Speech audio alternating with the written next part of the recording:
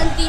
आज छत्रपती शिवाजी महाराज नावाच्या वादळाला जन्म देणाऱ्या एका वाघिणीचा जन्मदिवस। आजचाच तो दिवस ज्या दिवशी सिंदखेड राजा येथील लखुजीराव जाधवांच्या घरी जिजाऊ जन्मल्या। पुढे विदर्भातील जाधवांची कन्या मराठवाड्यातील भोसल्यांची सून झाली। महाराष्ट्राचे आराध्य दैवत छत्रपती शिवरायांना जन्म देऊन त्या स्वराज्य जननी झाल्या।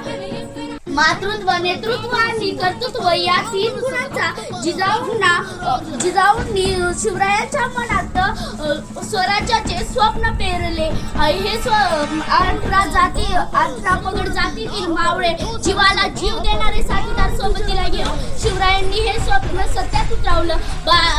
6 जून 1674 रोजी शिवरायांचा राज्याभिषेक झाला आणि मासाहेब जिजाऊ स्वराज्य जननी झाल्या। जाधवांची कन्या भोसल्यांची सून, जाधवांची कन्या भोसल्यांची सून, शिवबांची माता, भाग्य कोणते अजून, भाग्य कोणते अजून। मासाहेब जिजाऊ म्हणजे मंदिराचा उंच कळस, मासाहेब जिजाऊ म्हणजे अंगणातील पवित्र तुळस, मासाहेब जिजाऊ म्हणजे भजनात गुणगुणावी अशी संत वाणी, ज्यांनी फक्त छत्रपती घडविले नाही तर छत्रपती संभाजी महाराजांचा वाघाचा छावा सुद्धा घडविला।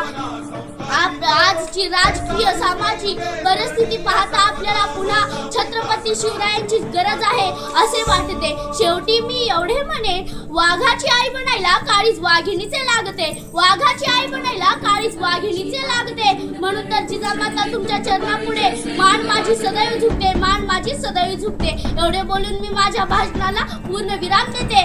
जय जिजाऊ, जय शिवराय, धन्यवाद। त्यांनी घडवले शूरशुभांना, साक्षात होते ते आई भवानी, त्यांच्या पोटी जन्म घेतला शिवबाने। आजच्या कार्यक्रमाच्या स्वर्ग आणि सर्वांना माझा नमस्कार। आज 12 जानेवारी राजमाता जिजाऊ यांची जयंती। राजमाता जिजाऊ यांचा उपकार कधी ना पिटणार, थोर तुमचे कार्य जिजाऊ उपकार कधी ना पिटणार। चंद्र सूर्य असेपर्यंत नाव तुमचे नाव